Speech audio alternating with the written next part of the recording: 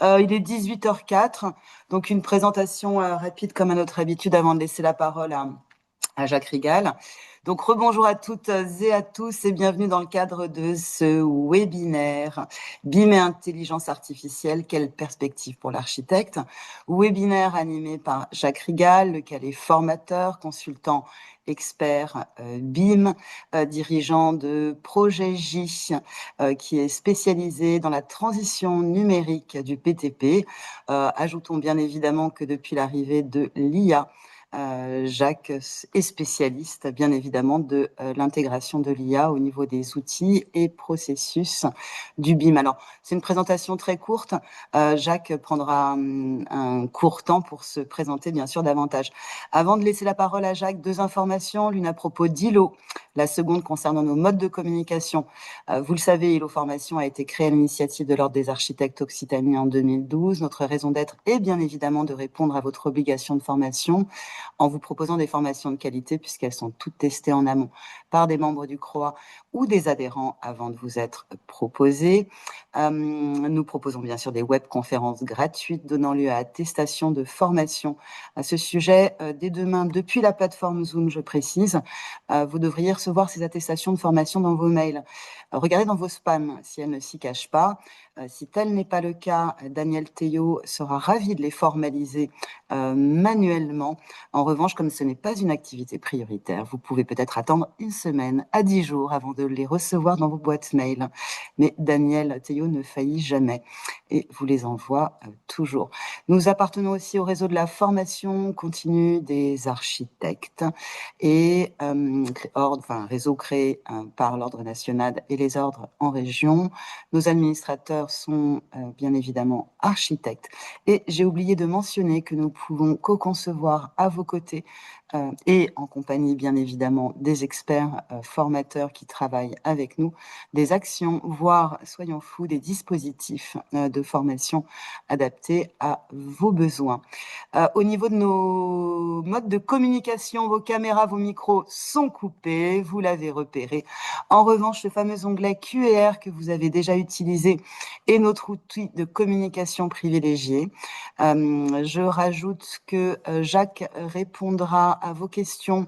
Alors, à moins que tu changes d'avis, bien sûr, Jacques. Non, non, Voilà, on va mais attendre la fin et je pense qu'il y aura un échange. voilà, on va attendre la fin. Sachez que l'intervention durera de 50 minutes à 1 heure, suivie d'un temps d'échange questions-réponses. En revanche, Jacques devra nous quitter euh, rapidement. Au bout d'une demi-heure, voilà, une heure et Voilà, demie à peu près, grand maximum, voilà, ça devrait le voilà, faire. 1 heure et demie. Jacques, moi j'ai terminé. Si tu es prêt, la Parfait, parole est à toi. je suis tout à fait prêt. Bonsoir à tous, moi je m'appelle Jacques Rigal, j'ai un centre de formation qui s'appelle Projet J. Je suis expert élite auprès d'Autodesk sur les produits Revit, AutoCAD de la gamme Autodesk, donc. J'ai travaillé sur à peu près tous les outils du marché, que ce soit Allplan ou Archicad et bien d'autres. Donc, j'ai une expertise sur ce métier-là. Je suis formateur depuis bientôt 30 ans et je travaille un peu sur cette intelligence artificielle depuis que euh, Autodesk en a injecté en fait dans les outils Revit. Voilà, donc ce qui va m'intéresser ce soir, et j'espère que ça va vous intéresser aussi, c'est de faire un panorama de l'ensemble des outils, enfin pas de l'ensemble des outils parce que c'est impossible à faire, mais c'est de faire un panorama sur ce que pourrait vous amener l'intelligence artificielle dans vos process. Je mettrai des bémols aussi parce que, bien entendu, je suis pas là pour vous vendre du rêve, mais plutôt d'être pragmatique avec les outils et être efficace. Voilà, donc même si les intelligences artificielles ont l'air de vouloir révolutionner à peu près la Terre entière, ce n'est pas du tout le cas encore. On a de beaux jours devant nous en termes de créativité, en tout cas. Ça va nous amener à utiliser l'intelligence comme un outil. Donc, le sujet en fait de l'information de ce soir, c'est vraiment essayer de mettre en lien et le Building Information Modeling, donc l'information de l'industrie du bâtiment, si on peut la nommer au sens très très large du terme, cette information et l'exploiter la mieux possible, ou en tout cas la générer peut-être aussi avec de l'intelligence artificielle. Donc, moi, je vais essayer de vous faire un panorama le plus large possible en termes des différentes catégories d'IA. Évidemment, je pense que les questions-réponses seront très enrichissantes à la fin, donc n'hésitez pas à les poser dès maintenant, au fur et à mesure de la présentation. Évidemment, on les stockera et on essaiera de vous répondre à la fin. Ça nous permettra d'éviter d'en perdre. Donc aujourd'hui, ce que j'ai voulu, moi, vous présenter par l'intermédiaire de l'ILO Formation, donc voilà, bon, ça c'était ma présentation que j'ai oublié de passer, évidemment. Euh, Ce que j'ai voulu vous présenter, c'était ce qu'étaient les intelligences artificielles au sens très très large du terme. En gros, l'intelligence artificielle, c'est pas quelque chose qui a été inventé il y a 3 ans. Le BIM, c'est pas quelque chose qui a été inventé il y a 10 ans. Donc tout ça, en fait, est phosphoré depuis des dizaines et des dizaines d'années. Le premier terme d'intelligence artificielle est sorti en 1959. Donc voilà, on ne va pas ergoter là-dessus, mais il y a effectivement différents types d'intelligence artificielle en fait que nous utilisons. Aujourd'hui, la plus connue, enfin, les plus connus, c'est les LLM, donc les modèles de langage large, avec lesquels vous pouvez déjà discuter et avec lesquels vous pouvez déjà produire de l'information. Euh, Vous avez aussi les modèles de création d'images qui s'améliorent de jour en jour. C'est pour ça que j'ai encore refait ma présentation tout à l'heure avant de commencer, parce qu'en fait, ça évolue de jour en jour. Réellement, on n'est plus à tiens, la semaine prochaine, ça sera encore différent. Tous les jours sort quelque chose de nouveau sur l'intelligence artificielle aujourd'hui. Évidemment, on nous parle de la bulle de l'intelligence artificielle, mais ça, c'est un autre débat que j'aborderai pas ici parce que je suis loin d'être compétent sur ce sujet-là. En revanche, sur les IA que nous utilisons, nous avons des IA depuis très longtemps, en fait, dans la plupart de nos outils. Et par exemple, une des premières IA a été inventée par la Poste, tout simplement pour trier le courrier. Voilà. Et trier, en fait, les boîtes postales, les codes postaux et ainsi de suite. Donc, il fallait arriver à lire de l'image et manuscrite et arriver à un pourcentage de rapidité d'exécution et de fiabilité d'exécution assez élevé. Donc, on va parler d'IA, mais en fait, l'IA, il faut comprendre que quand c'est passé, et ça, je ne le tiens pas de moi, je le tiens de Serge, une personne qui nous avait fait déjà une présentation à moi aussi, et qui est architecte aussi, et qui m'avait dit, mais en fait, l'IA ne devient plus, enfin, se transforme en modèle standard une fois qu'en fait, c'est passé dans les usages. Donc, j'imagine que les usages que l'on a aujourd'hui, c'est-à-dire les IA génératives, que ce soit de texte, d'image ou de modèle 3D, vont être intégrés petit à petit, en fait, dans nos méthodes de travail. Le seul inconvénient, c'est qu'il va falloir les mettre en perspective de nos besoins. Il ne faut pas que ce soit l'IA qui nous remplace. Bien entendu, ça m'étonnerait que ce soit le cas un de ces jours. En tout cas, sur ces sujets de créativité et d'imagination. Pour l'instant, on a l'impression que ça fait des miracles.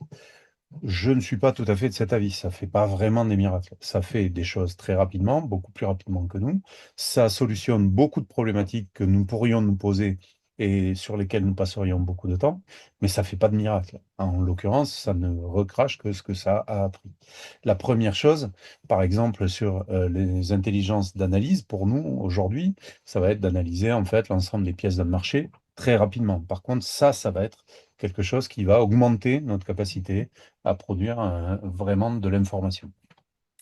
On aura peut-être, si on a le temps, on parlera aussi des IA prédictives. Les IA prédictives, aujourd'hui, c'est quand même quelque chose qui est en train d'arriver, qui va nous permettre justement d'amener en fait un supplément à l'IA générative. L'IA générative ne fait que produire de l'information statistiquement.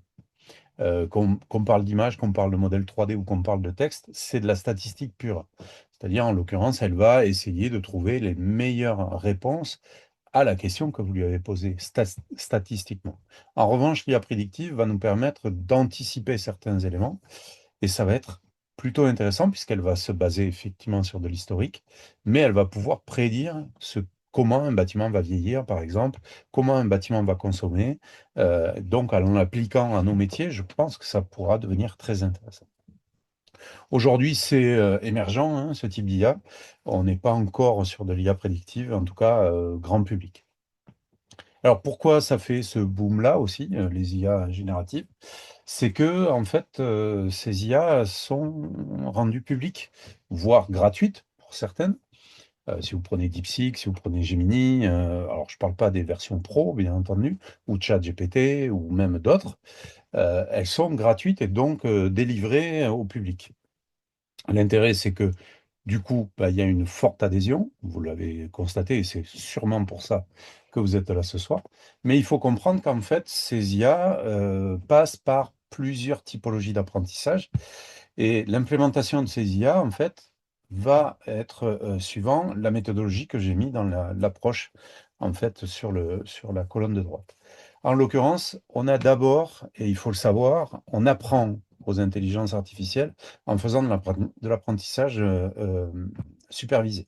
C'est-à-dire, on lui donne de la donnée et on fait en sorte que cette donnée soit structurée et cohérente. L'intérêt, c'est que bah, elle va commencer à structurer tout ça très rapidement et absorber ça. Ça ne lui donne aucune intelligence, hein, on est bien d'accord. Par contre, ça lui donne une capacité d'information et de documentation assez élevée. L'apprentissage non supervisé, là pour le coup, on va faire en sorte qu'elle soit dans des grilles d'apprentissage et que ces grilles d'apprentissage puissent lui permettre de répéter son apprentissage le plus souvent possible et donc d'arriver statistiquement à des réponses qui sont les plus justes possibles. C'est pour ça qu'il y a marqué, d'ailleurs, vous l'aurez remarqué, sur toutes les IA que vous allez utiliser, en tout cas des modèles de langage large, il y a marqué, attention, vérifiez toujours la donnée qui est produite par l'IA, puisqu'elle peut faire des erreurs. Et certaines font même des hallucinations ou proposent en fait des choix qui sont même pas réels. Donc, il faudra faire attention. Ensuite, on a d'autres modèles qui vont être par apprentissage, par renforcement. Ça va optimiser les décisions. Et la méthodologie, c'est je fais un essai, je fais une erreur. Si je fais une erreur, je refais un essai, et ainsi de suite, jusqu'à arriver à une solution la plus proche, encore une fois, de la réalité. Et ensuite, on a les modèles de fondation, ce qu'on utilise aujourd'hui sur les modèles de langage large. Ça permet en fait d'avoir des contextes très divers. Et il faut comprendre que certaines IA vont être plus à l'aise dans certains contextes que d'autres. Donc, attention à ça aussi, quand vous faites votre choix d'utilisation, vous verrez que ça peut jouer sur les réponses. Alors, je vous conseillerais d'ailleurs un petit agrégateur qui s'appelle Mammouth, qui est un produit français et qui est en plus responsable. Enfin, je vous expliquerai tout ça au moment venu. Voilà. Alors, si on l'applique au processus BIM, quels sont les types de production qu'on va pouvoir faire en fait avec l'IA? Évidemment, la première chose qui va nous venir en tête, c'est pas mon premier élément, c'est plutôt en fait l'analyse. Moi, je pense que c'est ce qui va nous intéresser le plus dans un premier temps, c'est-à-dire lui donner de l'information et qu'elle en fasse l'analyse. Ça, aujourd'hui, quasiment toutes les intelligences artificielles en modèle de langage large vont être capables de faire de l'analyse de manière extrêmement rapide. Attention, sous votre supervision, toujours. Ne publiez jamais des documents sans les avoir relus, hein, bien entendu. Ensuite, ça va pouvoir aussi produire de la documentation, c'est-à-dire on va être capable aujourd'hui, alors attention au devis, hein, il faudra faire quand même du travail un petit peu spécifique dans ce cas-là, mais des spécifications, absorber de la normalisation, absorber de la législation, sans aucun problème. D'ailleurs, je vous ferai un petit test tout à l'heure, je vous montrerai un petit modèle. C'est assez rigolo de lui faire gober tout le code de l'urbanisme en une seule fois, quoi. Voilà. Donc, les conformités, tout ça, ça va aller extrêmement vite. Attention aussi à bien sourcer. On verra ça aussi pendant les démonstrations. La visualisation, alors je suis très sceptique sur cette partie-là, même si effectivement beaucoup d'outils sortent aujourd'hui.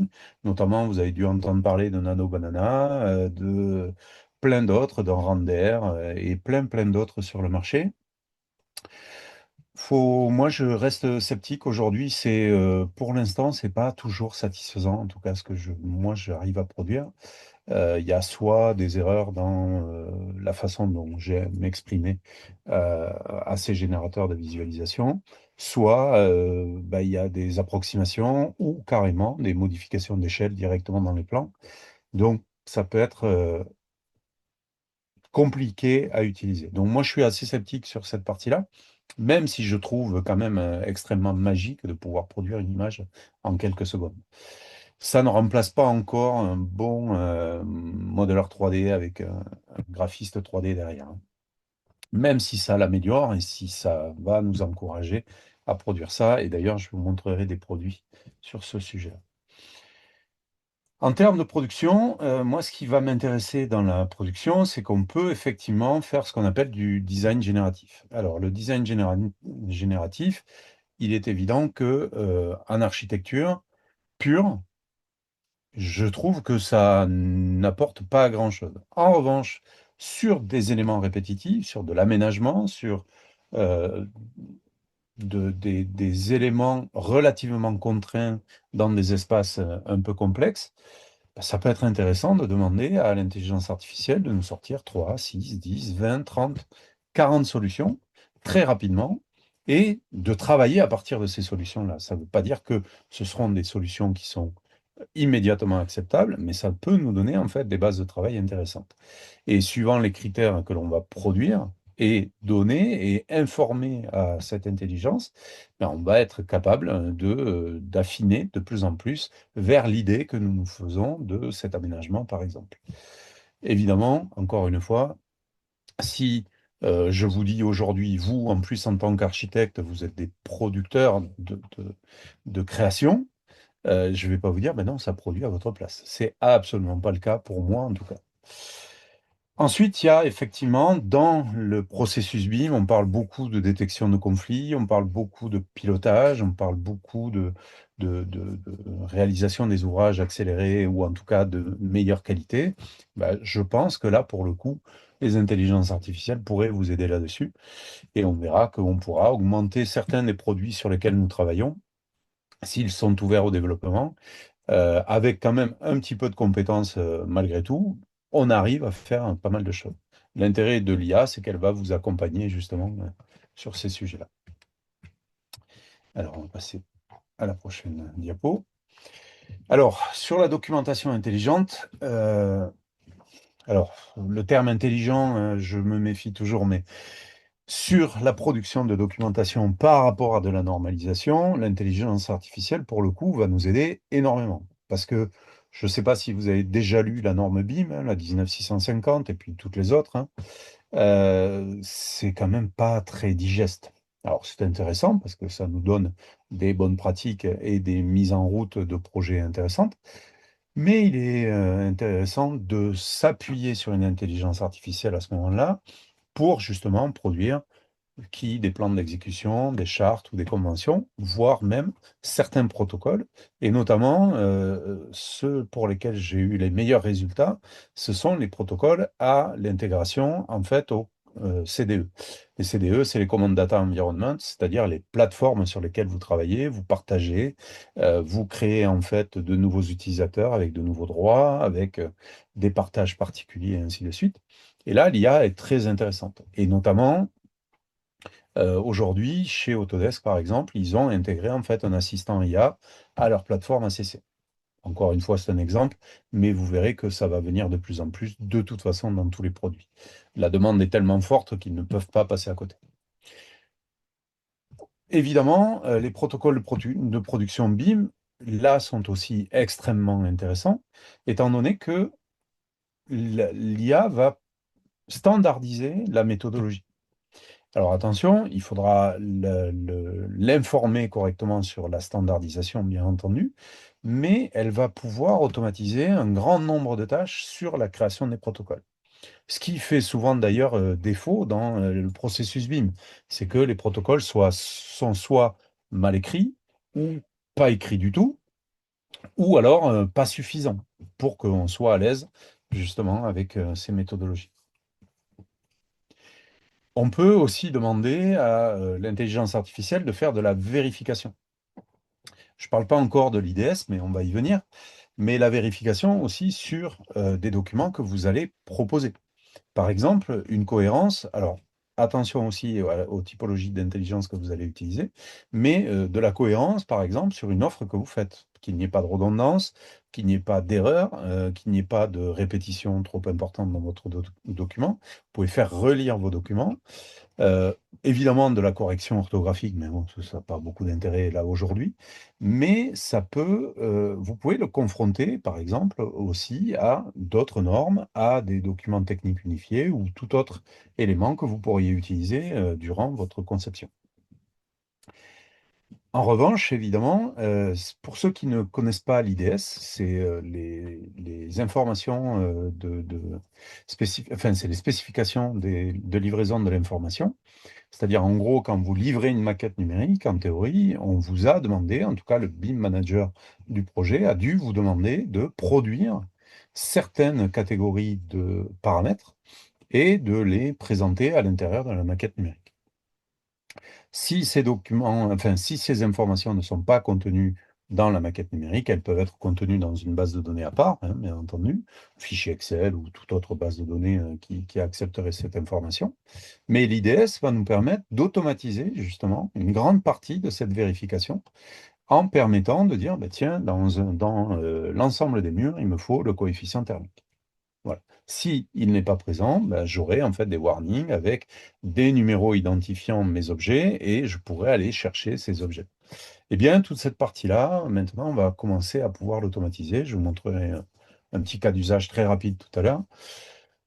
C'est assez intéressant. Je ne peux pas tout vous montrer, bien entendu, mais on pourra en discuter, bien sûr, à la fin de la présentation. Surtout, et c'est là que ça devient intéressant, pour ceux qui toucheraient au BIM management, et je sais qu'il y en a dans l'assistance, à partir du moment où en fait on doit produire un IDS, ça peut être extrêmement long à produire. En revanche, si on arrive à produire l'IDS, et ça commence à être le cas, avec un assistant IA, pour le coup, et là je parle d'assistant IA et plus de modèle de langage, à partir de ce moment-là, on va être capable de parler de manière naturelle avec l'IA, donc de vraiment discuter avec elle, et qu'elle produise de manière automatique le fichier IDS, qui est une norme, encore une fois, hein, qui est une norme de Building Smart en l'occurrence, qui est affectée au fichier IFC, et on va pouvoir effectivement traduire notre parole directement en fichier IDS. Alors, c'est pas encore tout à fait au point, mais j'ai fait quelques tests, ça commence à fonctionner plutôt de manière sympathique en tout cas. N'hésitez pas, si vous avez des questions, posez-les directement dans l'outil de questions et réponses, hein. Voilà. Ensuite, euh, un biais que l'on devrait arriver à développer assez rapidement pour le coup, c'est l'analyse des projets et la quantification des projets. Aujourd'hui, sur les projets architecturaux, l'analyse du projet, on va pouvoir lui dire, bah, tiens, tu vas aller me vérifier les normes handicapées. Pourquoi pas? Vous allez pouvoir produire des plans directement à l'intérieur soit de vos outils de conception, soit au format PDF. Idéalement, ça serait à l'intérieur de vos produits de conception, hein, bien entendu, que ce soit Archicad, Alplan ou Revit ou n'importe quel autre. Et de dire, bon, mais vérifie que l'accessibilité dans les salles de bain soit parfaite sur l'ensemble de mon bâtiment. On pourrait arriver en fait à produire ce type d'informations directement dans nos modèles. Ça veut dire que quand même, ça, encore une fois, on est sur de la prospective, mais ça permet de produire très rapidement des rapports en mettant le doigt sur des éléments qui ne seraient pas en conformité. Sur la quantification automatisée, là aussi, tout dépendra de l'intelligence artificielle avec laquelle vous allez travailler. Certaines sont très bonnes en mathématiques et d'autres beaucoup moins. Donc, vous ferez très attention avec ça. Mais la quantification, l'intérêt, c'est qu'on va pouvoir sortir de la donnée brute très rapidement, en faire une analyse. Encore une fois, ça revient à faire de l'analyse, hein, puisque l'intelligence artificielle, c'est quand même ça qui la caractérise en premier lieu, c'est d'analyser une grande quantité d'informations très rapidement et d'en sortir effectivement des éléments détaillés en fonction des demandes et des desiderata que vous aurez émis au départ de cette demande. L'automatisation, très clairement, va réduire les délais. Euh, les risques d'erreur, pas encore. Ça va venir petit à petit. On aura des outils qui vont vérifier de plus en plus la donnée et la cohérence de la donnée elle-même, mais on va être capable d'absorber un IFC natif sans ouvrir l'IFC en 3D et de ressortir en fait l'ensemble de cette donnée-là, puisque le schéma de l'IFC sera totalement compréhensible par le moteur de l'intelligence artificielle. Je mets tout ça au futur parce qu'encore une fois, tout est à faire. Aujourd'hui, les modèles de langage, vous envoyez un fichier IFC dedans, il va vous dire oui, je suis très content que tu m'envoies un fichier IFC. Voilà. Il n'en fera pas grand-chose. Ça veut dire qu'il y a quand même encore beaucoup d'efforts alors, de la part de l'industrie des logiciels, en tout cas autour des logiciels de création de maquettes numériques.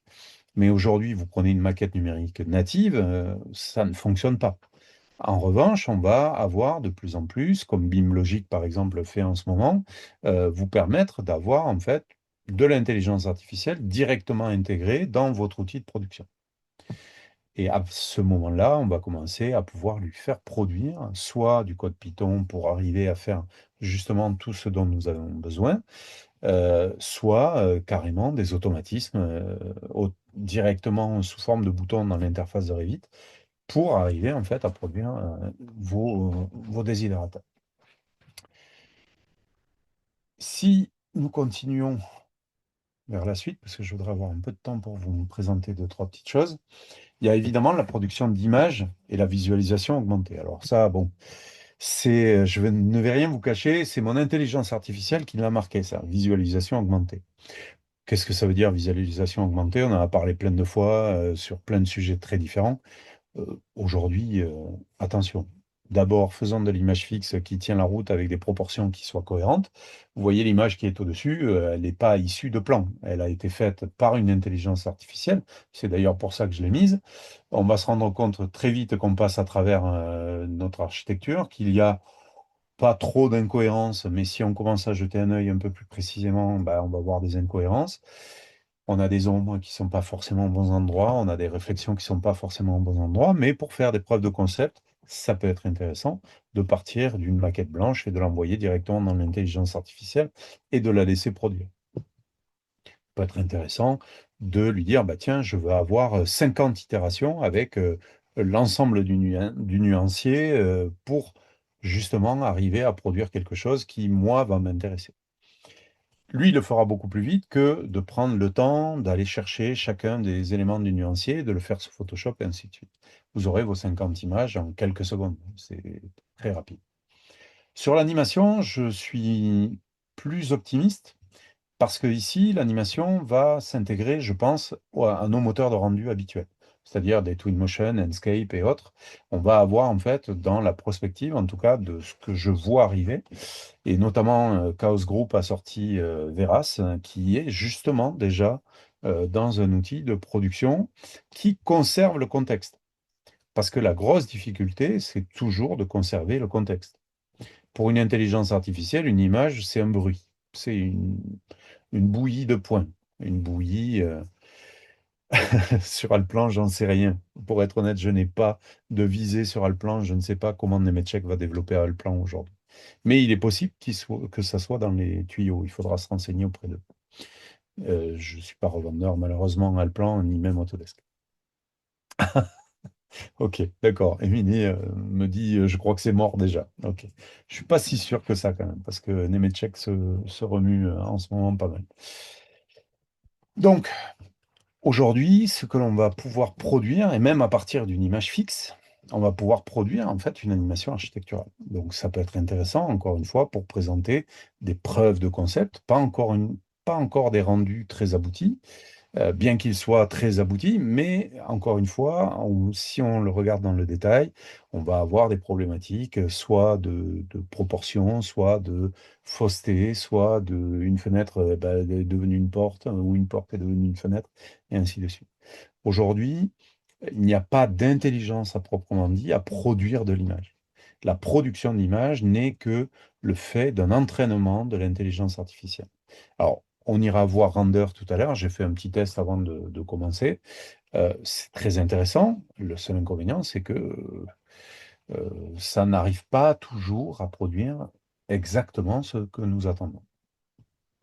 Donc, ça peut être parfois assez déceptif sur ce côté-là. Alors, sur la production de plans, la faisabilité, de la faisabilité au modèle complet, je vous montrerai un exemple aussi tout à l'heure.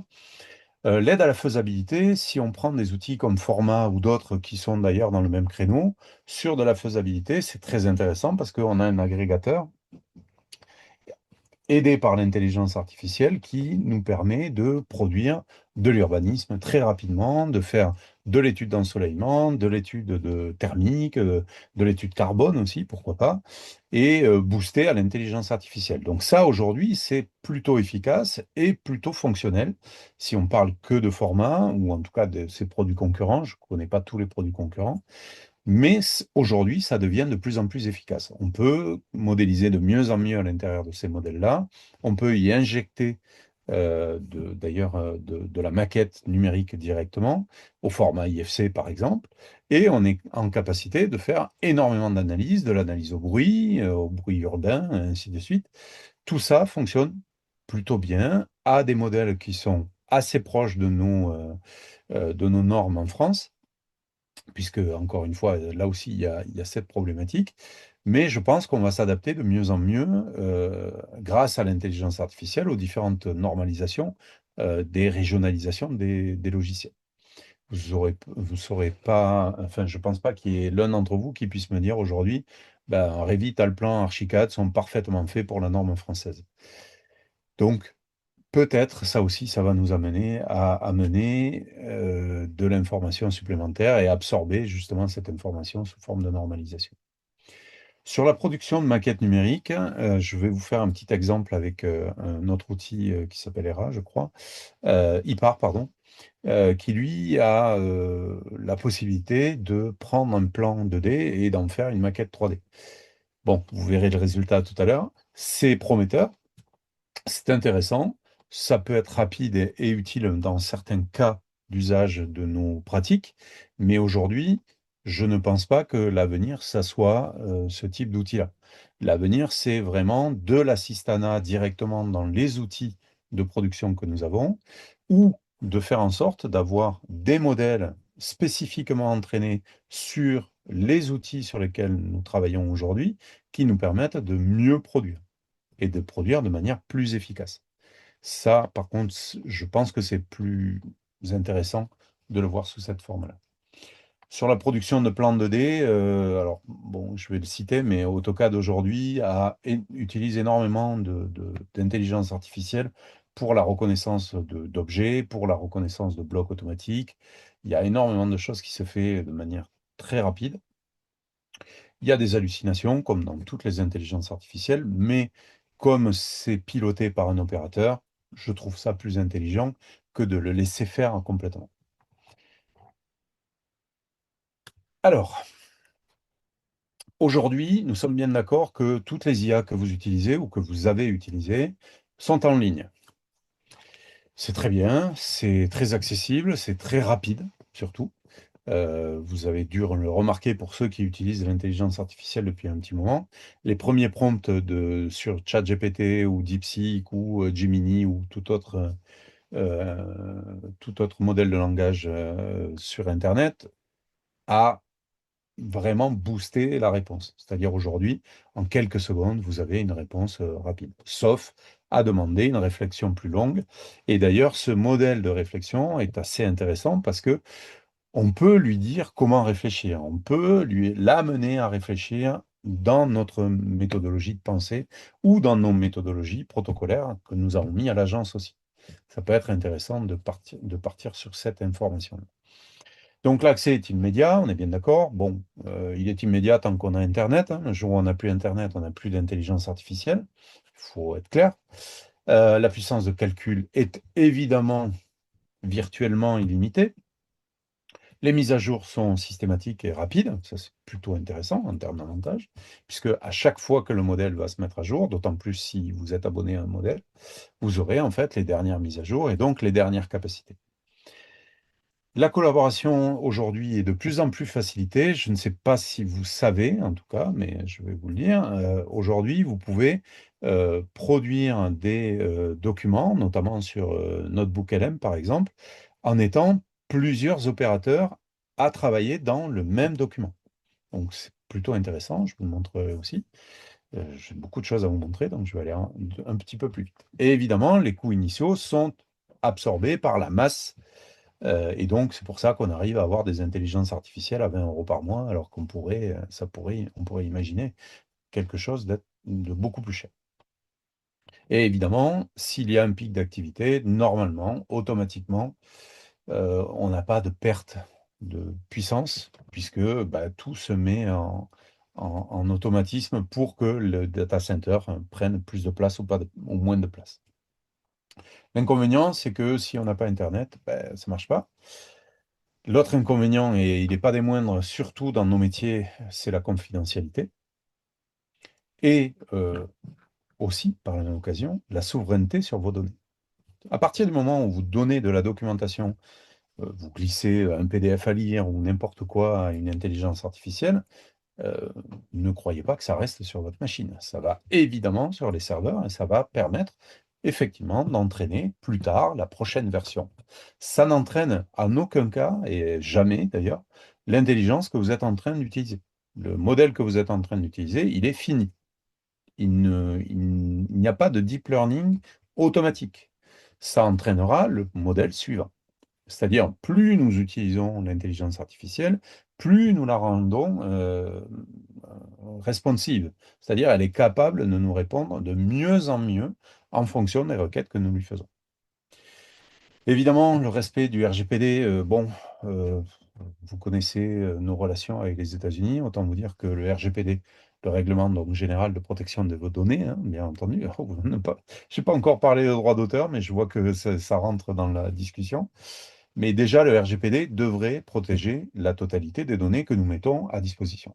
Le seul truc, c'est que avec la géopolitique aujourd'hui, si Donald Trump appuie sur un bouton et dit on veut tout savoir, il saura tout. Il a le droit, il a des lois pour le faire.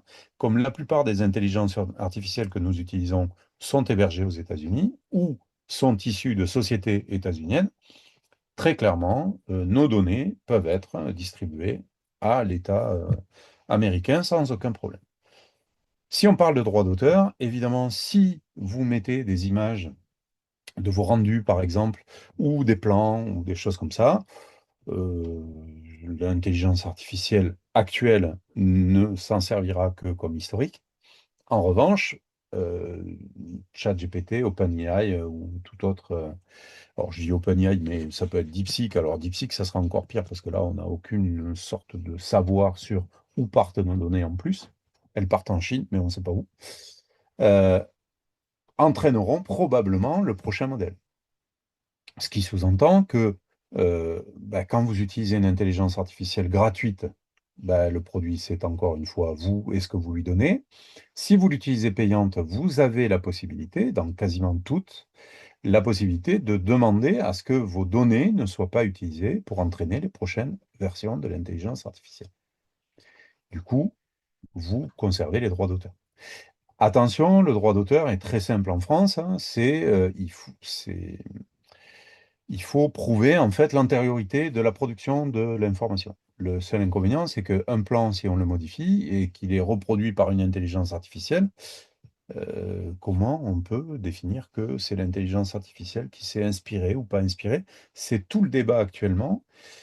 Faites attention à ça. Vos images, vos documentations, tout ça va de toute façon alimenter à un moment ou à un autre un autre modèle qui va arriver là-dessus. Et évidemment, le dernier risque là-dessus, c'est que vous ne pouvez pas trop personnaliser et qu'il peut y avoir un risque de discontinuité. En gros, si le modèle sur lequel vous êtes en train de travailler disparaît au profit d'un nouveau modèle, bah, tout ce que vous aurez fait sur cet ancien modèle, vous risquez de ne pas pouvoir l'utiliser sur le nouveau. Il n'y a aucune garantie que ça fonctionne. Alors pour l'instant, ils conservent la compatibilité. Pour les utilisateurs de Revit qui n'ont pas de rétrocompatibilité depuis la 2026 vers les versions antérieures, vous comprenez exactement le principe. Ça veut dire que faites attention toujours de vous trouver en possession d'une intelligence artificielle que vous maîtrisez. Hein, voilà. En revanche, il y a un autre modèle qui se démocratise de plus en plus. Il y a encore 4 mois de ça, c'était très compliqué à mettre en œuvre. Une intelligence artificielle locale qui serait hébergée sur nos serveurs ou sur une station de travail. Aujourd'hui, nous travaillons quasiment tous, en tout cas, avec des stations de travail qui sont parfaitement structurées pour recevoir un petit modèle d'intelligence artificielle. Un modèle à 7 milliards d'entrées, ça fonctionne très très bien. Oui, on parle en milliards d'entrées, c'est les tokens qui sont utilisés à l'intérieur de l'intelligence artificielle. L'intérêt, c'est que bah, la confidentialité, pour le coup, est totale, donc vous pouvez faire tourner votre propre modèle chez vous. L'inconvénient, c'est que, alors je ne vais pas tous les passer là aussi, c'est qu'il peut y avoir de l'obsolescence. OK, la maintenance, c'est à vous de la faire. Et évidemment, la continuité et le renouveau, la réinstallation, bah, c'est aussi à vous de le faire. Donc, voilà les deux grands modèles qui se détachent aujourd'hui, en tout cas sur le marché. C'est évidemment beaucoup plus pratique d'avoir une IA en ligne qui est disponible 24/24, qui n'a aucun problème de calcul et ainsi de suite, mais ça a certains inconvénients et c'est quand même très pratique d'avoir en interne, pour créer notre propre documentation, un petit modèle IA sur une machine en interne, sur le serveur, pourquoi pas s'il est capable de le prendre. Aujourd'hui, une machine compatible IA, il y en a de plus en plus qui sortent avec des processeurs spécifiques. On arrive à faire tourner ça. Moi, j'arrive à faire tourner un modèle local sur ma machine. C'est une station de travail. Et bon, certes, c'est un i9 avec 32 Go de RAM, mais ça tourne très très bien, quoi. Voilà. Donc ça, pas de problème là-dessus. Alors, ceci m'amène à vous expliquer un petit peu ça aussi. C'est que vous pouvez pas vous dire, bah tiens, je vais me lancer dans l'IA et puis on verra bien ce qui se passe. Non, là aussi, comme pour un projet, hein, n'importe lequel d'ailleurs que vous menez, on va d'abord évaluer les besoins, très clairement, on va se mettre des objectifs, hein, comme dans le processus BIM. On va calculer des coûts, parce qu'à un moment, si j'ai un utilisateur, ben, ça coûte pas cher, hein. Si j'en ai 200, il commence à y avoir un coût aussi, soit d'infrastructure, soit d'abonnement. Et surtout, prenez le temps d'investir, pardon, de tester, pardon, pas d'investir. Prenez le temps de tester avant d'investir, justement. L'intérêt, c'est que si vous vous trouvez à l'aise avec l'une ou l'autre des intelligences artificielles que vous pourrez utiliser, qu'elles soient génératives, qu'elles soient en modèle de langage large ou en génération d'images, ou de vidéos d'ailleurs, pourquoi pas, bah, ça peut être intéressant de se dire, bon, mais d'abord je la teste, je fais en sorte que mes protocoles fonctionnent là-dedans, et puis on avance sur celle-ci. Mais il ne faut pas en choisir qu'une seule. ChatGPT n'est pas la solution à tout, très clairement. Voilà. Évidemment, l'hybridation est aussi intéressante. C'est-à-dire, on peut se dire, au sein d'une agence, ça peut être sympathique d'avoir un modèle de langage large pour faire je sais pas, des paragraphes de CCTP, parce que bah, on connaît le modèle. Le modèle, on lui a appris qu'il fallait le faire comme ça. Par contre, pour tout ce qui est de visage, contractualisation et ainsi de suite, on a un modèle local et on arrive à le faire fonctionner en modèle local. Toujours pareil, l'intelligence artificielle, là où elle est extrêmement compétente, pour le coup aussi, c'est sur le développement. L'intérêt d'augmenter en fait les outils que vous avez déjà. C'est-à-dire, si vous voulez faire un petit plugin Excel qui se connecte à Revit directement, bah, ça prend une demi-journée à faire. Alors qu'en vérité, on utilise aujourd'hui des produits comme Dyroots où des développeurs ont passé du temps, ont vérifié et ainsi de suite. Aujourd'hui, certains modèles sont capables de coder ce type de fonction extrêmement rapidement. Euh, voilà, j'en ai fait quelques-uns, je pourrais vous en parler si vous le souhaitez. Euh, voilà, donc pour conclure là-dessus, et on va essayer d'aller gratter quelques intelligences artificielles pour faire un petit panorama de ce qu'on est capable de faire. Si vous voulez réussir l'intégration de votre IA, n'y allez pas au hasard. Utilisez des modèles qui sont solides, sérieux si possible, français si ce serait mieux quand même, parce que s'ils sont français, ils sont par contre assujettis au règlement général de la protection des données, et évidemment aux lois françaises, donc à la protection du droit d'auteur, et ainsi de suite. Donc ils n'ont pas le droit d'absorber, hein, bien entendu, normalement. Évidemment, ça passe par une formation continue de vos équipes, parce que ça évolue, comme je vous l'ai dit en préambule, tous les jours, hein, vraiment tous les jours. Tous les jours, il y a une nouveauté sur l'intelligence artificielle. Ça ne veut pas dire qu'il faut se mettre à jour tous les jours, mais au moins suivre et faire une veille technique sur ces éléments-là. Après, pour être honnête, depuis que moi j'utilise l'intelligence artificielle, je gagne énormément de temps, et principalement du temps. Je gagne pas enfin, je gagne en productivité. Je gagne pas en intelligence particulièrement, parce que ça, c'est moi qui la développe tout seul, sans les IA. Mais par contre, des choses qui sont trop répétitives ou trop rébarbatives à produire, bah, l'IA le fait très bien, et sans rouspéter en plus. Voilà. J'ai fini cette présentation-là. Je vais vous montrer un petit peu quelques exemples. On va peut-être, Gaël, permettre de réouvrir les micros s'il y a peut-être des questions à ce moment-là, avant d'aller un tout petit peu plus loin. Bien sûr, absolument. Alors, tu as trois questions, Jacques, Oui. et je vous invite évidemment toutes et tous à poser vos questions à Alors, Jacques. levez la main, hein, vous connaissez le principe sur les comment dire, sur les rendez-vous de ce type-là. Vous avez un petit outil. Ah non, vous l'avez pas. Donc, non, levez pas la main alors.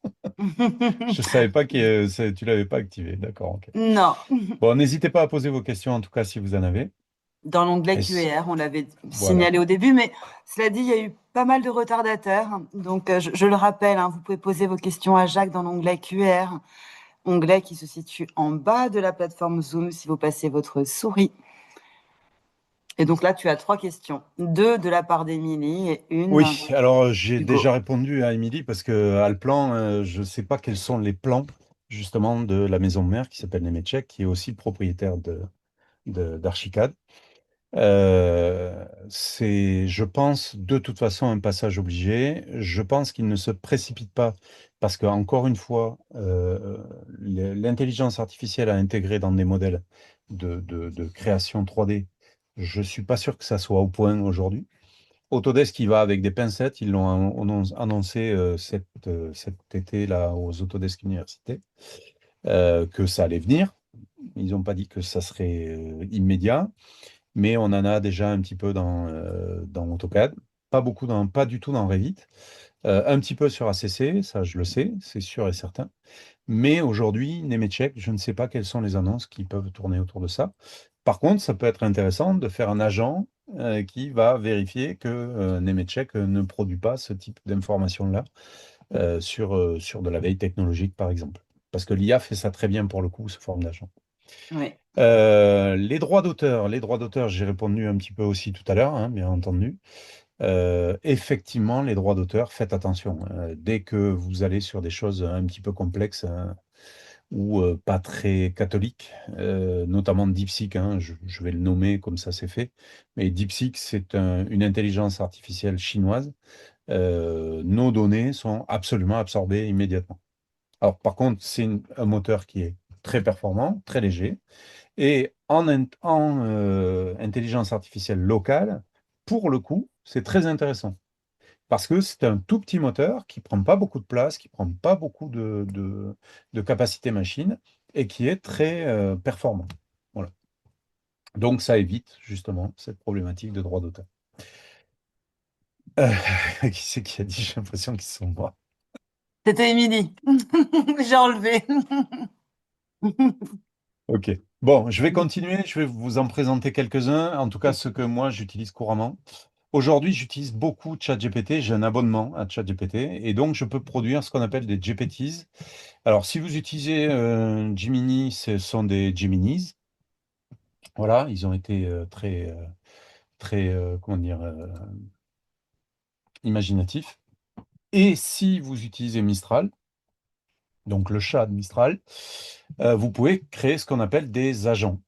C'est le même principe. Ça veut dire qu'en fait, on est capable de spécialiser. Et notamment, moi, par exemple, j'ai spécialisé pour certains de mes clients, par exemple, un assistant Dynamo avancé.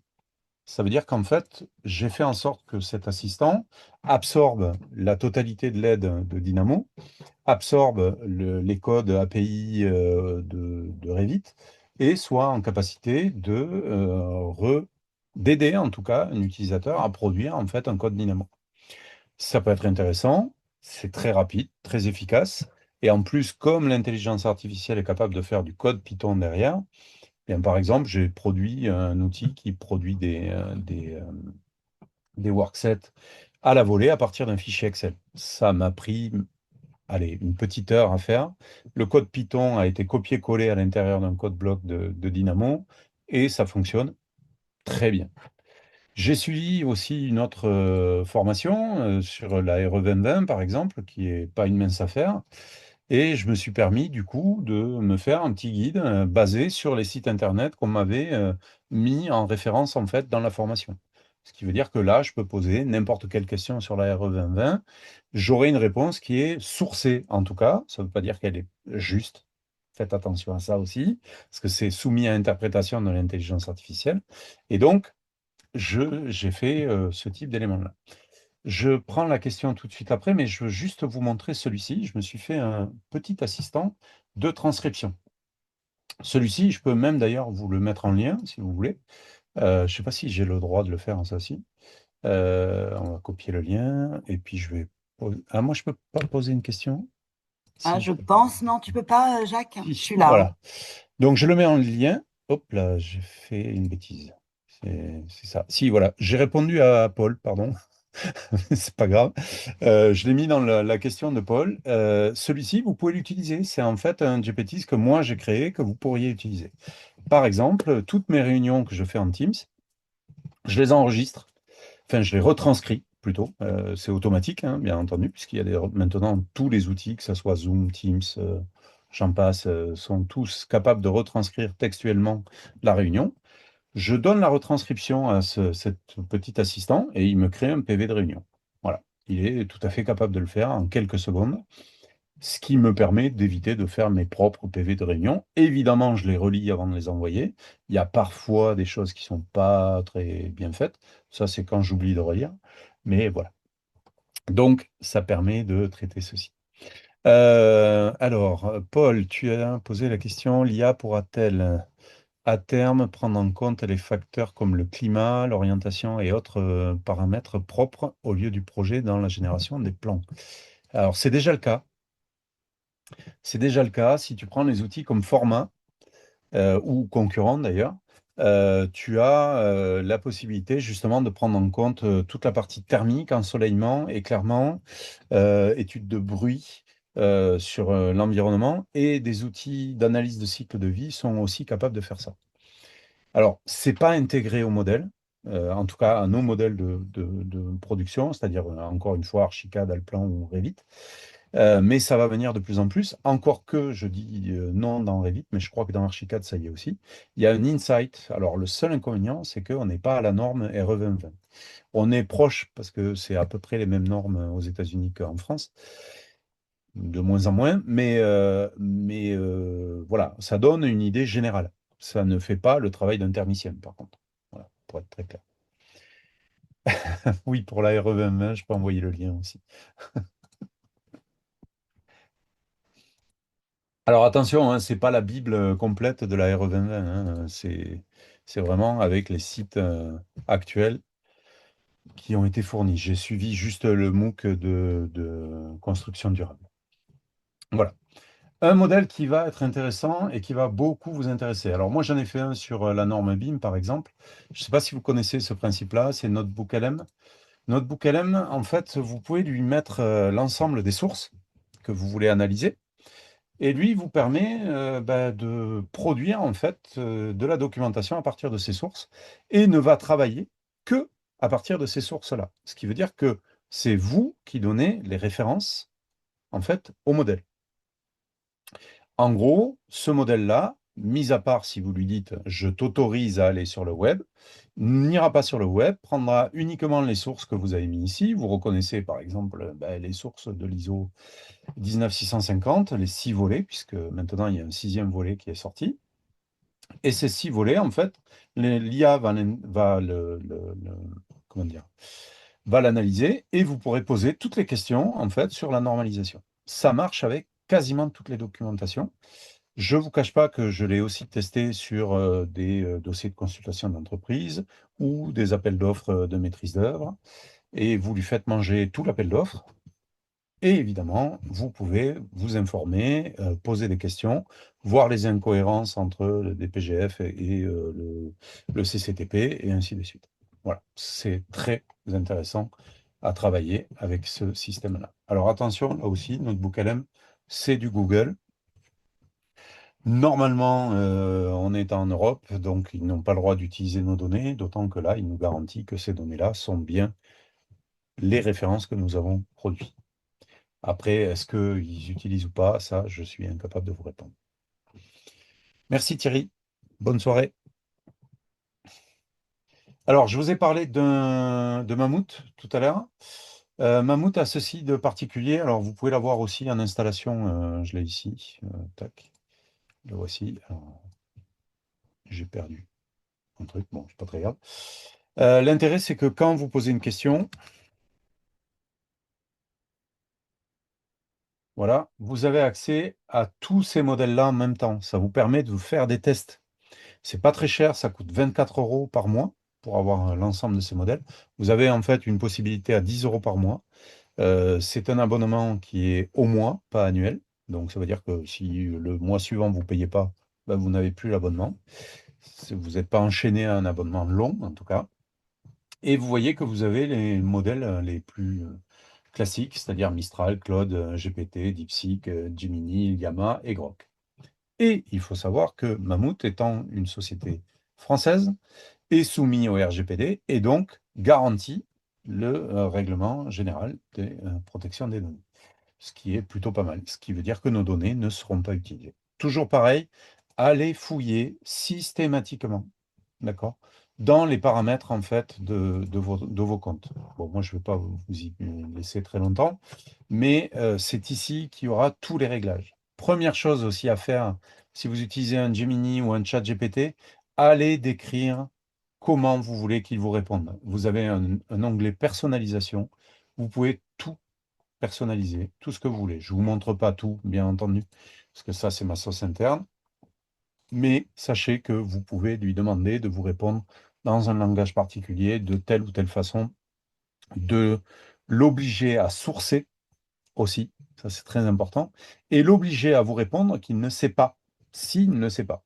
En l'occurrence, ça vous évite quelques hallucinations. C'est plutôt pratique. Un petit dernier que vous devez tous connaître aussi, c'est Perplexity. Celui-ci est très intéressant. Vous avez accès à ce modèle-là, évidemment, dans Mammouth ici, et vous avez surtout le Deep Research ici, qui vous permet d'aller beaucoup plus loin dans la recherche, et c'est assez intéressant. Une chose à faire aussi, alors là, j'avais ouvert des sites de Légifrance, par exemple, en l'occurrence le Code du travail, de l'urbanisme, de la commande publique, et ainsi de suite. Si vous souhaitez vous référer à ces sites-là, vous pouvez, alors c'est de moins en moins le cas, mais normalement les données sont ouvertes, vous pouvez copier en fait le lien et le lui donner en fait en référentiel.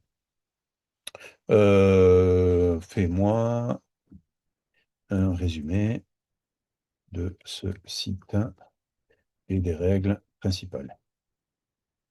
Ça ne va pas faire grand-chose, mais c'est pas très grave. Voilà. Et vous collez en fait votre modèle ici, enfin votre lien ici. On va aller chercher, tiens, on va aller demander à Elon Musk avec Grok.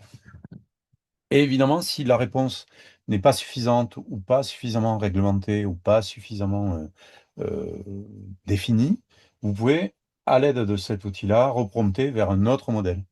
Donc, vous pouvez vraiment faire vos tests pour faire votre choix. C'est très intéressant. Moi, je l'utilise quasiment tous les jours hein, parce que ça me permet de basculer de l'un à l'autre. Évidemment, ce que je vous ai présenté tout à l'heure a été fait par une intelligence artificielle aussi.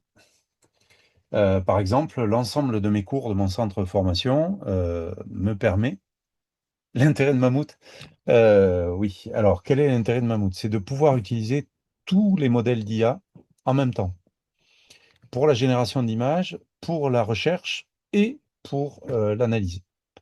Ça veut dire qu'en fait, on est en capacité ici, là il est en train de travailler en fait, on est en capacité ici de tester plusieurs sites en même temps ou de demander à plusieurs intelligences artificielles de travailler sur le même sujet. Voilà. Croyez-moi, c'est très pratique. Donc, gamin, pour ne pas le présenter, donc je vous disais, j'ai l'ensemble de mes cours avec mes fiches mémo, avec l'ensemble des cours que je produis aujourd'hui dans mon centre de formation. Évidemment, je produis le contenu, il produit la forme. Voilà, donc il est capable aujourd'hui de faire si on fait générer, par exemple, de la présentation, des petites pages web, si vous faites des présentations à vos clients à travers un site web, pour certains sites, ça peut être intéressant, bah, lui génère et code automatiquement le site web avec toutes les informations que vous lui donnez, des documents type Word, bien entendu, et pourquoi pas, si vous voulez que votre agence soit sur les réseaux sociaux, il est capable de produire aussi des éléments sur les réseaux sociaux. Celui-ci, je vais très vite parce que j'ai pas de questions, donc je vais de site en site, n'est-ce pas?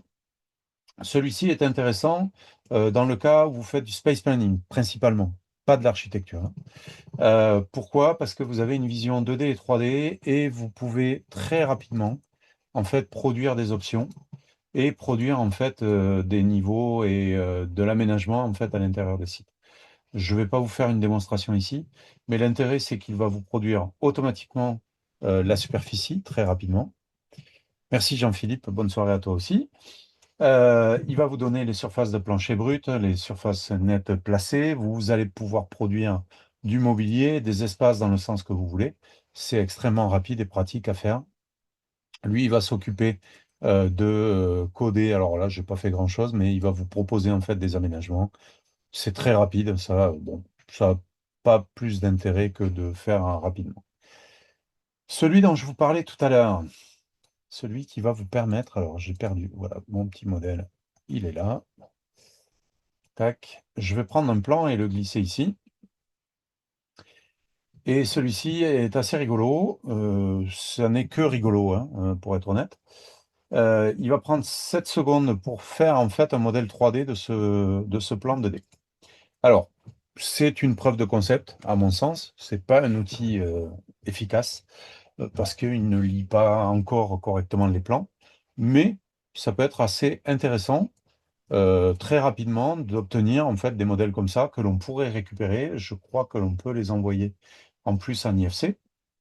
Donc, ça permet à partir de vieux plans, par exemple, de reproduire un modèle un IFC pour l'intégrer dans notre cursus. Voilà. L'outil dont je vous parlais aussi pour produire en fait de la maquette 3D. Alors celui-ci, il a été créé par Chaos. Il est intéressant dans le cas en fait où vous avez une maquette numérique en 3D et que vous voulez obtenir différents rendus. Là, pour le coup, ce modèle-là utilise réellement de la maquette numérique et est capable, en fait, suivant le prompt que vous allez lui envoyer, de produire en fait des images rendues. Évidemment, il est capable de faire de la vidéo aussi. Je ne vais pas beaucoup plus loin là-dedans, hein. Encore une fois, c'est pour faire un panorama, c'est pas pour faire une formation ici. Un autre outil render tout à l'heure, je lui ai fait, bah, tiens, crée-moi une petite image d'architecture avec voilà, un bloc. Alors, c'est très américain, hein, bien entendu. Mais il a plein d'outils intéressants. En l'occurrence, le 3D Base to Render, c'est-à-dire, en fait, vous avez un aplat, enfin une maquette blanche à plat, et vous voulez produire en fait un rendu avec ça, avec un prompt aussi. Attention, c'est tout en anglais. Et ça peut être intéressant de travailler là-dedans. Il est capable de vous colorer aussi, par exemple, je vais y arriver, s'il veut bien me l'ouvrir, mais il ne veut pas me l'ouvrir. De vous colorer des façades, pourquoi pas, ça peut être intéressant de le travailler comme ça. Et évidemment, si vous faites du dessin, même à main levée, il est capable de faire ça. Alors, donc, évidemment, on va voir des choses très jolies, très intéressantes, très, très rapidement faites. Moi, j'en reste quand même à me dire, faites attention à vos proportions. Pour des preuves de concept, ça peut être intéressant. Regardez celui-ci, vous voyez, sur un petit chalet de ce type-là, ils arrivent en fait à produire ce type d'information-là. Bon, vous aurez remarqué que déjà les matériaux ne sont pas respectés, mais c'est faisable. C'est tout à fait faisable. De la même façon, voilà, magnifier entre guillemets un rendu de base pour le rendre hyper réaliste. Là, ça devient intéressant pour le coup, parce que c'est vraiment de la manipulation qui nous prendrait beaucoup de temps à faire ceci. Voilà. Ou intégrer une petite animation comme ça sur un intérieur, ça peut être assez intéressant. Changer les couleurs. Si au dernier moment, vous avez des choix de couleurs différents, ça peut être là aussi utile. Vous voyez, la magnification, c'est ce qu'ils appellent magnifier ici. Ça transforme en fait une image de rendu standard en image de rendu un peu avancée, quoi. Voilà.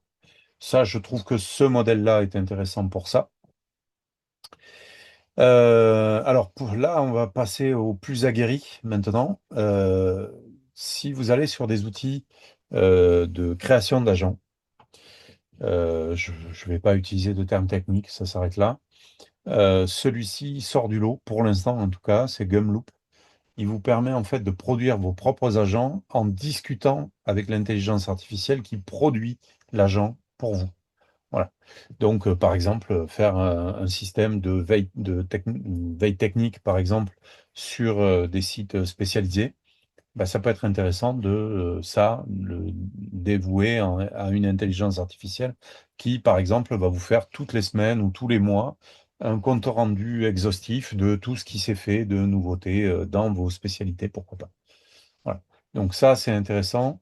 Vous pouvez créer vos propres flows à partir de simples prompts. Et j'ai essayé de le faire en prompt en français. Et ça marche plutôt pas mal. Même si c'est une interface qui est full en anglais, ça marche pas mal. Après, si vous êtes à l'aise en anglais, n'hésitez pas à y aller en anglais aussi. Je m'arrêterai là après. S'il y a d'autres questions, n'hésitez pas. Euh, les IA locales. Je vous disais que jusqu'à présent, il fallait être quasiment développeur pour installer une IA locale. Il fallait installer un Docker, il fallait installer plein de choses sur les machines. C'était assez complexe, et notamment si on voulait utiliser en plus le GPU, c'est-à-dire le moteur graphique de notre carte vidéo. C'était d'autant plus compliqué, il fallait faire des lignes de code. Enfin, bon, voilà. Maintenant, vous avez des outils comme LM Studio. Je vous présente celui-là parce que c'est celui que j'utilise, mais il y en a d'autres. LM Studio est intéressant parce qu'en fait, vous installez, c'est comme si vous installiez Word ou Excel. Vous ouvrez LM Studio, il va vous demander quels sont les modèles que vous voulez télécharger, donc les modèles de langage. Et à partir du moment où il les a téléchargés, il va s'occuper de les installer, de vous les mettre en service et vous pourrez les utiliser tout de suite après, même sans être connecté à Internet. Et ça, c'est très intéressant pour des travaux que vous feriez en interne. Voilà. Voilà, je vous ai présenté tout ce que je voulais vous présenter ce soir. J'espère que ça vous a intéressé. S'il y a des questions, n'hésitez pas. Euh, Gaël, ils peuvent ouvrir leur micro ou pas, du coup? Alors, en principe, non, mais exceptionnellement, bien sûr qu'on peut le Ouais. faire. Merci, Azizi. Évidemment. Merci beaucoup. Évidemment. Donc, n'hésitez pas à ouvrir vos micros si vous voulez poser des questions. Et n'allumez pas vos caméras si vous êtes trop, comment dire, trop Timide. sensible. Timide. Oui, trop timide, c'était ça que je cherchais. Je te remercie. J'imagine. Est-ce que vous avez des questions? Oui, c'est le moment de Donc, les poser à Jacques. voilà. Je vous remercie ceux qui me disent merci. Ah, si tu as vu, Émilie, j'ai pas bien compris l'intérêt de Mammouth. Alors, Je pour suis moi, revenu c'est une dessus tout application à qui l'heure. génère en fait l'ensemble C'est ça. des En IA. fait, Oui. c'est un agrégateur d'IA, en fait, et c'est là que ça devient intéressant, notamment pour la génération d'images et d'utiliser, en fait, les modèles de langage large. Voilà. Mm. Tu as énormément de Bon. remerciements, bien Ouais, évidemment. t'as mieux. Ah, Pascal. Bonsoir, Ah, Pascal. L'IA locale en réseau local. Non, elle n'est pas en réseau. Elle est que sur la machine sur laquelle tu travailles. Si, alors, on l'a fait au campus des métiers, parce qu'on se connaît du campus des métiers avec Pascal. Si tu veux venir voir, j'ai installé un Docker au campus des métiers. Et là, comme c'est en fait Il faudrait installer un serveur 2IS. Alors, c'est très technique, mais bon, voilà. Et effectivement, une machine pourrait taper vers la machine qui a l'IA installée. Voilà. Possible en lycée, ça va dépendre de ton informatique interne. Donc, je dirais non. Par quel outil démarrer pour s'initier à l'IA? Je suis débutant confirmé. Paul. Moi, je prendrais Mammouth. Parce qu'en fait, c'est plein d'outils en même temps. Et ça coûte pas très cher parce qu'en fait, pour le prix d'un abonnement à Gemini Pro ou à ChatGPT, ben, en fait, on a 10 ou 12 intelligences artificielles différentes. Donc, moi, j'utiliserai Mammouth en premier lieu. Mistral est intéressant aussi. Il est un peu moins performant que ChatGPT, mais bon, c'est vrai qu'aujourd'hui, Gemini Pro 3 et ChatGPT sont quand même sur le haut du panier, Hmm. pour être très clair. Voilà. N'hésitez pas Euh, encore. Oh, pardon, Jacques, oui, je pardon, t'ai j'allais interrompu, dire, excuse-moi. hésiter quand même sur les IA exotiques, quoi, en gros. Voilà. Les trucs Hmm. dont vous ne savez pas. Je n'arrive pas Oui. à mettre mon micro. Ah, Émilie. Je ne sais pas si c'est ouvert finalement, la possibilité d'ouvrir le micro. Non, Du coup. c'est pas ouvert parce que les gens doivent demander. Je peux pas ouvrir à tout le monde en fait. Ah, d'accord. Bon, Ouais, et ouais, donc, est-ce qu'Émilie peut te faire la demande ou poser sa question dans absolument. le chat? Alors attends, Émilie. Ah, enfin, attendez, pardon. Oui, pardon, moi je tutoie tout le monde, hein, mais Non, oui, non, mais c'est moi des aussi. formations professionnelles. J'aurais cherché Émilie. Et Émilie, vous pourrez poser votre question. Émilie Lebas, hein, permettre de parler. Émilie, c'est bon. Alors, le micro est ouvert, mais on ne vous entend pas. Avec plaisir, Francesca. Avec plaisir, Paul aussi. Allô, Émilie, est-ce que... Oui, vous m'entendez? parfait. Vous Très m'entendez? bien. De Oui, loin, mais on vous entend. bonsoir. Je préfère oui, poser ma question À en- l'oral. à l'oral parce qu'en fait, pour Mammouth, j'ai pas bien compris. Vous posez une question à Mammouth et il se sert de toutes les IA pour vous apporter une Oui, réponse ou il faut poser la tout à question fait. et cliquer sur Alors, sur, c'est pas tous les sur- modèles qui vont renvoyer une réponse, hein. C'est un seul modèle à la fois. D'accord, c'est Mammouth Euh, qui va faire une synthèse de tous les sites, c'est quoi? alors, non, pas du tout. Voilà. Non, non. Alors, je vais vous montrer. Je vois Ça bien sera le plus résultat. simple. Vous voyez mon écran? Oui, oui. Très bien. Alors, quand je vais poser une question, tiens, quelle est la norme qui régit le BIM, par exemple? D'accord? Et Je sais là, pas si j'ai... vous allez cliquer sur Là, je un. vais choisir l'une d'entre elles. D'accord. Si Mais je du tape coup, entrée ou que je c'est quoi valide ici, l'intérêt? alors, l'intérêt, c'est ça, c'est que à partir du moment où je vais valider, par défaut, ça sera la première dans la ligne qui va me répondre. D'accord. Si je suis pas tout à fait satisfait ou que c'est pas suffisant, en tout cas pour moi, et c'est pour ça que je disais sa valeur de test, vraiment Mammouth dans ce cas-là, eh bien en fait, je vais pouvoir lui demander de reprompter avec un autre modèle. D'accord. Par exemple, Llama, ici, il va me réouvrir une autre question. Avec la Donc, même question. Par voilà. exemple, pour gérer Avec des exactement le images, même prompt, en effectivement. effet, pour gérer des images, on va pouvoir avoir, avec le même Pareil. prompt, différentes. Exactement. Si vous n'êtes pas satisfaite, alors on va générer une image. Je souhaite avoir un bâtiment au milieu d'une ville. C'est très, très Oui, original. Le style doit être moderne. J'ai pas eu le temps de dire au revoir à Sarah parce que j'ai vu que ça passait, mais voilà. Tac. Donc là, à partir de ce moment-là, on va pouvoir utiliser l'ensemble en fait alors, l'ensemble. On va pouvoir choisir celle vers laquelle on veut aller. En l'occurrence, bon, il faut les connaître un petit peu, mais pourquoi pas essayer Flux. Voilà. Si j'envoie avec Flux, il va me produire une image, ça prendra plus ou moins de temps. Mais si cette image ne me satisfait pas, bon, c'est quand même assez rapide, je pourrais essayer par exemple Nano Banana. d'accord. Et le fait d'avoir, par exemple, un abonnement sur ChatGPT déjà, ou un abonnement sur Gemini, par C'est pas exemple, utile dans ce cas-là, du coup, puisqu'en on fait, arrête à la l'abonnement est base. pris par Mammouth directement.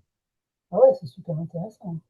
Et oui, c'est super intéressant. Alors, par contre, attention, on Ouais, ne peut pas, on n'a pas accès à la totalité des fonctionnalités d'un chat GPT, par exemple. On a accès au modèle de langage large, pas de problème, mais on ouais, ne va pas pouvoir créer des GPTs, par exemple, ce que ouais, je vous ai montré tout à l'heure. ouais. Ça, dans Mammouth, ça n'est pas possible.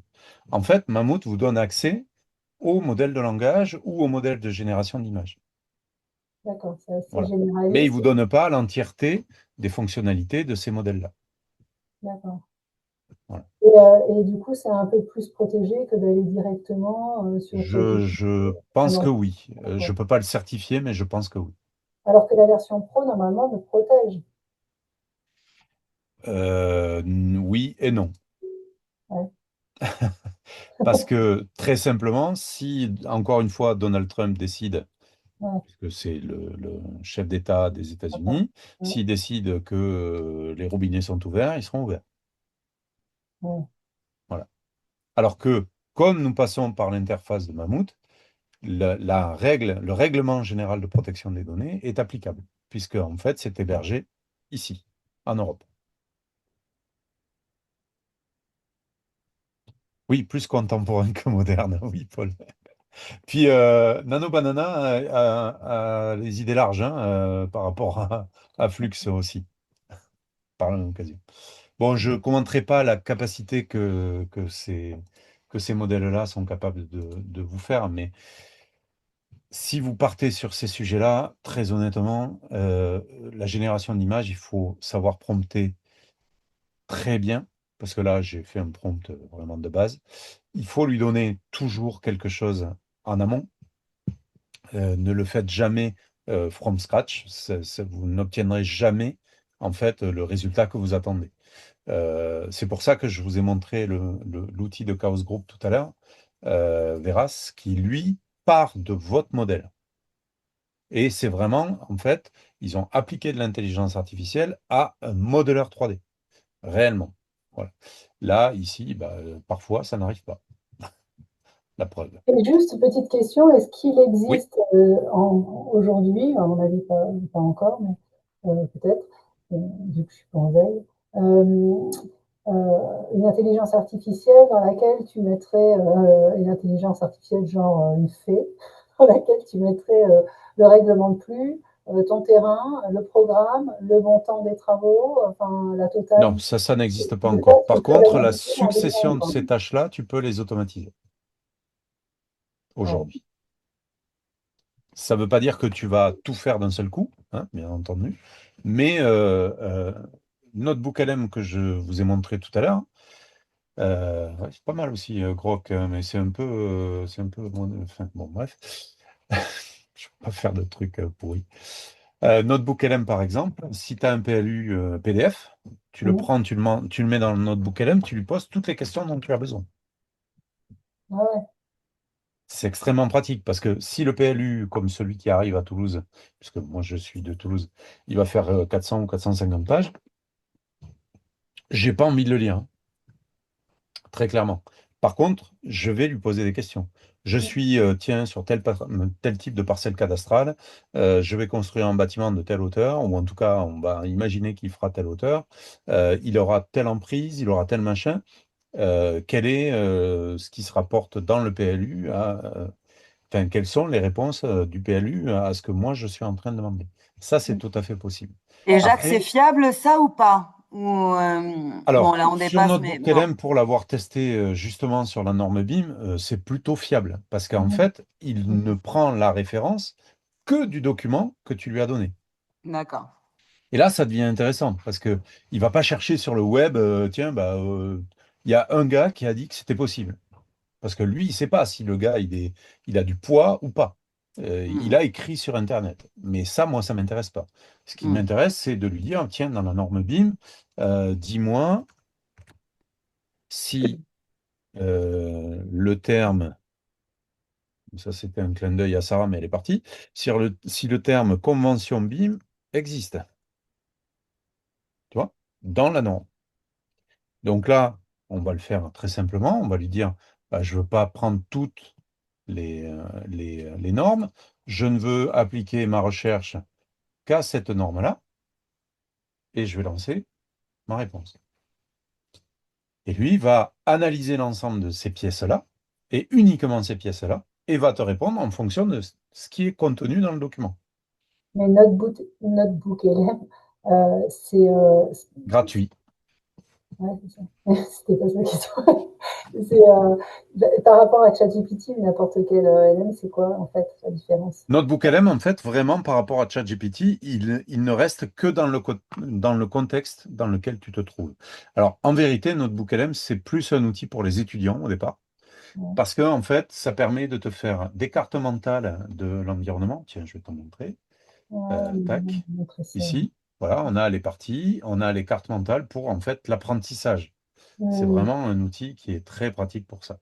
Ensuite, si je reviens dans le studio, on a aussi la possibilité d'avoir, en fait, alors ils font de l'infographie maintenant, des présentations maintenant, ça commence les briques dans le studio commencent à arriver de plus en plus, mais tu peux avoir un résumé audio de l'ISO 19650 avec en fait un podcast entre deux personnes, un homme et une femme, qui discutent de cette intelligence-là. Et c'est extrêmement enrichissant. Parce que tu veux un résumé audio d'un document que tu n'as pas parcouru encore, bah, tu peux simplement l'écouter. Si ça passe par là, ta façon d'apprendre, ça peut être super intéressant. Et c'est Évidemment, il y a fiche d'apprentissage. Encore une fois, ça c'est vraiment pour du bachotage. Il peut y avoir un rapport, il peut y avoir tout un tas de choses. J'espère que ça viendra, mais alors je ne vais pas vous le montrer là, mais on peut faire en fait un résumé audio qui est un podcast dans lequel on peut intervenir. En gros, ça veut dire quoi? Le podcast est lancé, en anglais par contre, c'est un peu ça le problème. Le podcast est lancé entre les deux personnes, et s'il y a un truc que tu comprends pas, tu interviens et tu poses la question directement, et ils répondront directement à ta question en audio. On arrive à faire ça aujourd'hui.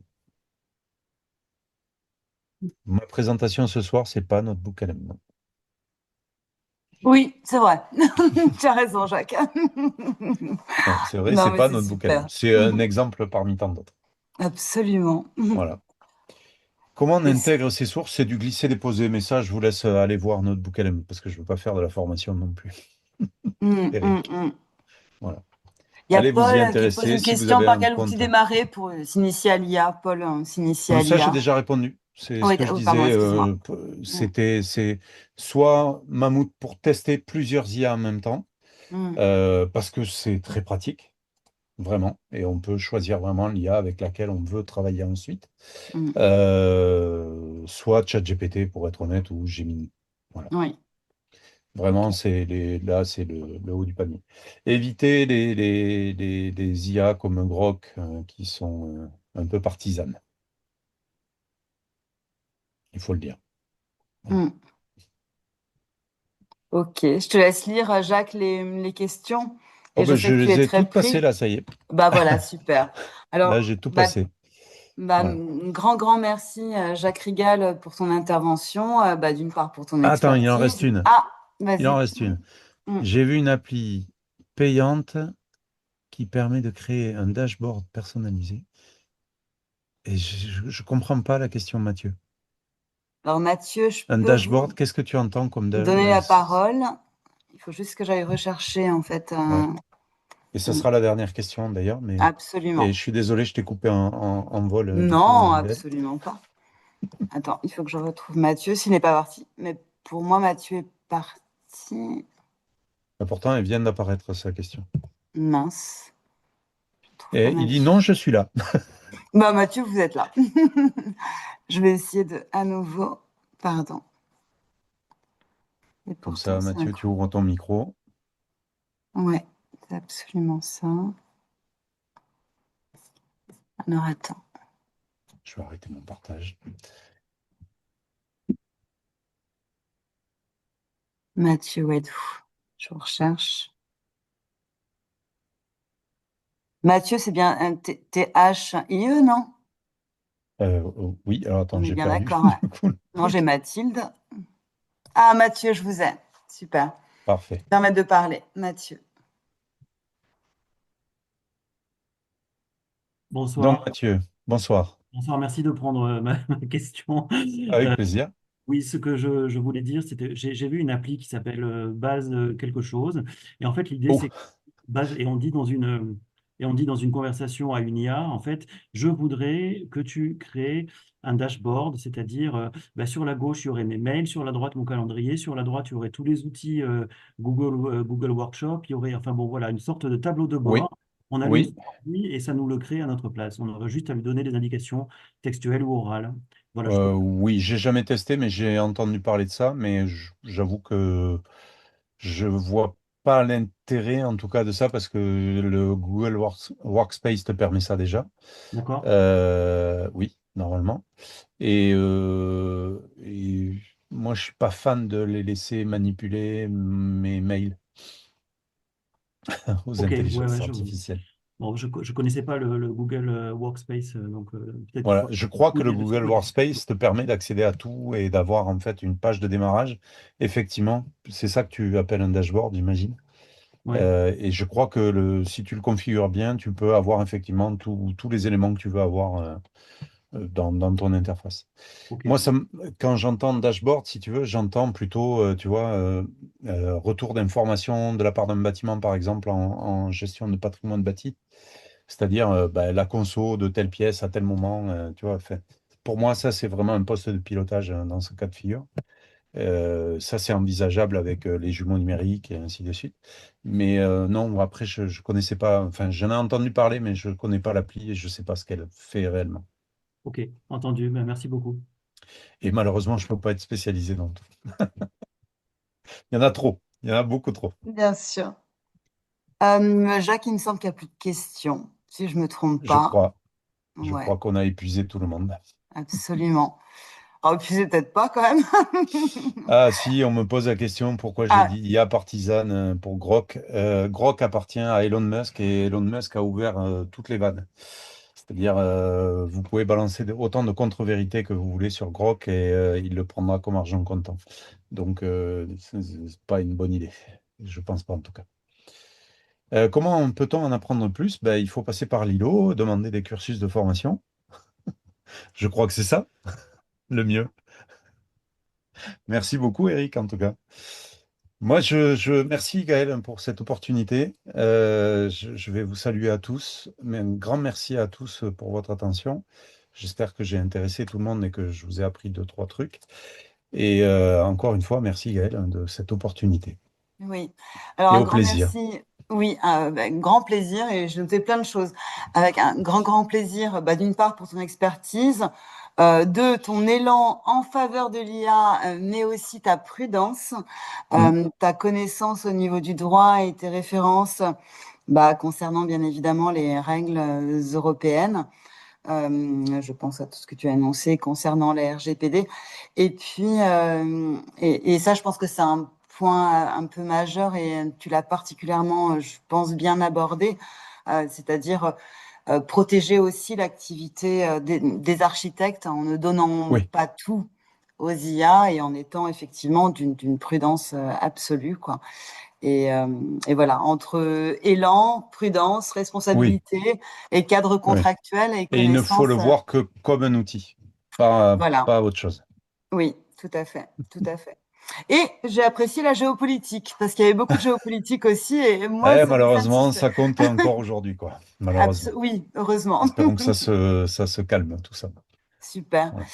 Juste avant de conclure, sachez que Jacques intervient dans le cadre de deux formations à ILO concernant Revit Initiation, Revit Perfectionnement, et aussi, bien évidemment, si vous souhaitez former vos équipes au sein de vos agences concernant l'IA, le BIM, bien sûr, Tout à fait. Rigal, et Jacques est à nos côtés. Et nous Avec concevons, grand plaisir. co-concevons ensemble vos dispositifs. On vous souhaite une très très belle soirée. Jacques, Merci à tous. merci. Un grand Au merci à revoir. toi. Grand merci à toi. Au revoir.